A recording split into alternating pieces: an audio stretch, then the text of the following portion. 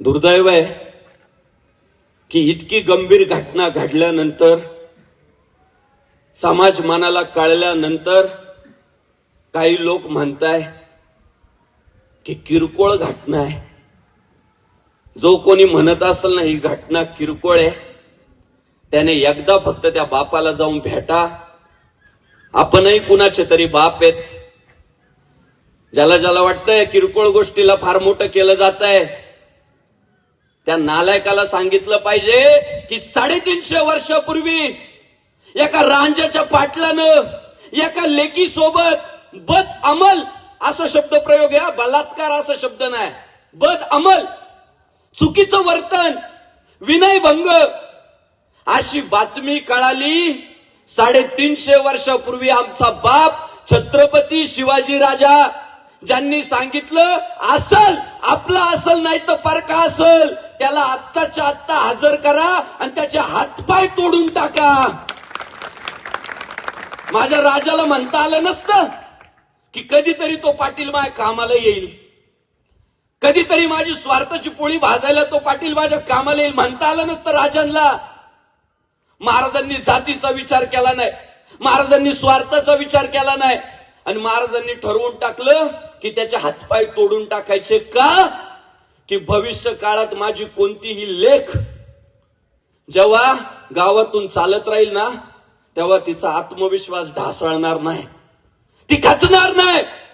ती म्हणल की असल्या दुष्कृत्य करणाऱ्या लोकांना मला घाबरायची गरज नाही. का? तर माझा भाऊ छत्रपती शिवाजी राजा माझ्या पाठीशी आहे.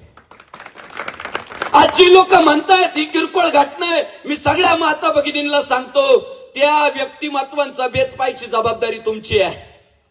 लाज वाटत नाही ही किरकोळ घटना आहे म्हणत असताना? मग उद्या महिलांची आबरू काय रस्त्यावर आहे? काही त्यांना मान सन्मान. अरे स्त्री ही देवरेतली देवता आहे. भगवान श्री रामचंद्र प्रभूंचा संपूर्ण लढा हा स्त्रीच्या स्वातंत्र्यासाठी आहे, स्त्रीच्या गौरवासाठी आहे, तिच्या सन्मानासाठी आहे. छत्रपती शिवाजी महाराजांचा बापही श्रीमंत आहे, मामा श्रीमंत आहे. त्यांचा सुद्धा लढा ना माता भगिनींसाठी आणि गोट्यातल्या गायीसाठीच आहे. गोट्यातली गाय वाचली पाहिजे आणि घरातली माय वाचली पाहिजे. म्हणून आयुष्याची 50 वर्ष छत्रपती शिवाजी महाराजांनी सह्याद्रीच्या दऱ्याखोऱ्यांमधून जीव घेत आणि जीव घालवली. कितीतरी मावळे शहीद झाले, तेव्हा आपण भगवा ध्वज फडकताना पाहिला. म्हणून माझं माता भगिनींना सांगणं आहे की ज्यांना ज्यांना असं वाटतं छोटी घटना मोठी केली जाते, छोटी घटना मोठी केली जाते, त्यांना जाब विचारणं तुमचं काम आहे. आम्ही तर आहेच, आम्ही सुट्टी देतच नाही कोणालाच. आमचं ठरलंय, जो हिंदू इतका काम करेगा वही देश पे राज करेगा. तर या घटनेत ज्यांनी ज्यांनी दुर्लक्ष केलं, मी तुम्हाला सांगतो पर्याय उपलब्ध करा. हिंदूंनी मनावर घेतल्यावर सगळं काही होतं. संघटित व्हा, आजपासून काम करायला सुरुवात करा. आणि जे याचं कारण आपण जबाबदार आहे, सगळे आपण सगळे जबाबदार आहे. का? हिंदू संघटित नाही.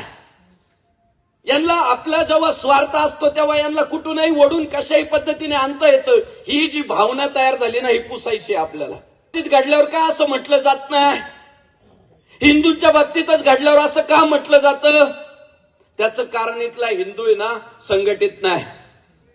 मी तुम्हाला सांगतो, एक हिंदुत्ववादी पर्याय उभा करा, असा चेहरा या परिसरामध्ये तयार करा की त्या चेहऱ्याकडे पाहिल्यानंतर या परिसरातील कोणत्याही जिहाद्याची माता माऊल्यांकडे वाईट नजर करून पाहण्याची हिंमत नाही झाली पाहिजे. अरे चाललंय काय? त्यांना पाठीशी घातलं जात आहे. त्यांनी आमच्या जमिनी वक्फ बोर्डाच्या घशात घातल्या. अहो ती मनसरची बारो पडळकर साहेब पांडवकालीन ही सगळी मंडळी लढा देत आहे. आज हजारो वर्षांचा इतिहास त्या बारवेला लाभलाय आणि त्या बारवेवर हे सगळे जिहादी अतिक्रमण करतायत, अनधिकृत वस्त्या उभ्या करतायत आणि तरी त्यांना पाठीशी घातलं जातंय. लोकांना वाटतं ना हिंदुत्ववादी काय करतात, हिंदुत्ववादी काय करतात. मी तुम्हाला सांगतो, तो सगळा मनसरचा भूभाग जो वक्फ बोर्डाच्या घशात गेला होता ना, वक्फ बोर्डाचं नाव कागदावरनं काढायचं काम हिंदुत्ववाद्यांनी केलं. अजून तुम्ही लढा बळकट केला पुढच्या काळात ना, तर त्या बारवेच्या भोवती फिरायची सुद्धा कोणाची हिंमत होणार नाही. पण काय करणार, गंगाधर ही शक्तिमान आहे हो आपल्याकडं. गंगाधर ही शक्तिमान आहे साहेब, हे दुर्दैव आहे.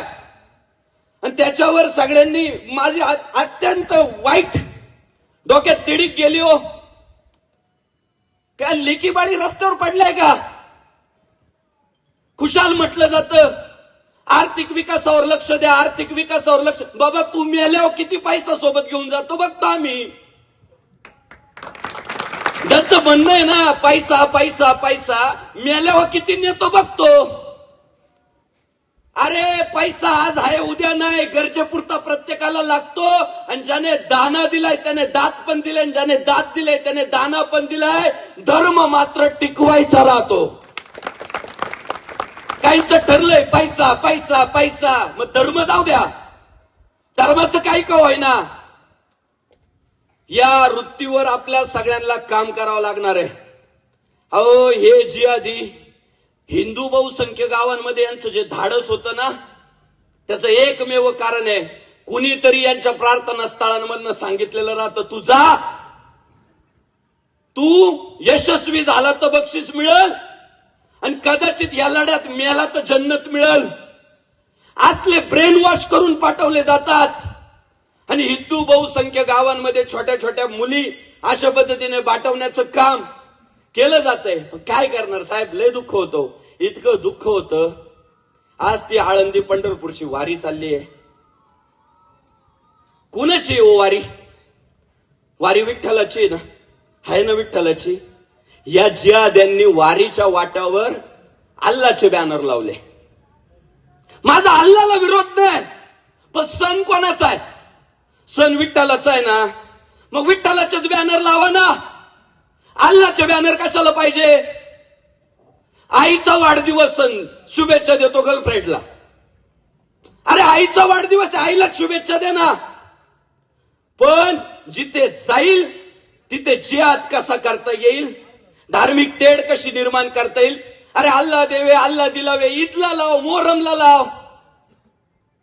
पंढरपूरच्या वाटेवर आम्ही तेने सुखी, मना विठ्ठल विठ्ठल मुखी, हेच बॅनर्स लागले पाहिजे. पण आमच्या हिंदूंना काही वाटत नाही. अहो खुशाल त्या जाळीदार टोप्या घालून येतात, कपाळाला टिळा लावत नाही. पण बॅग दिली, छत्री दिली, खायला बिस्किट पुडा दिला की हात पुढा करतात. आम्ही विचारलं का, ते म्हणतात आम्ही गांधीजींच्या विचारांनी प्रभावित झालो. अरे इतके प्रभावित झालात? अरे तुळशी माळ गळा, गोपी चंदन टिळा, हृदयी कळवळा, वैष्णवांचा निष्ठावंत भाव भक्ताचा स्वधर्म निर्धार हे वर्म चुकू नये. समोरच्याच्या कपाळाला गंध नाही, त्याच्या डोक्यावर फेटा नाही, वारकरी टोपी नाही, तो त्याच्या धर्माचा प्रचार करायला आलाय तुमच्यात. की आम्ही मुस्लिम कसे शहाणे म्हणून ती जाळीदार टोपी घालून येणार साहेब, कपाळाला टिळा लावणार नाही. आणि घ्या आमचे बिस्किट, घ्या आमच्या भेटवस्तू, आणि इस्लामचा प्रचार प्रसार त्यातून करणार. काय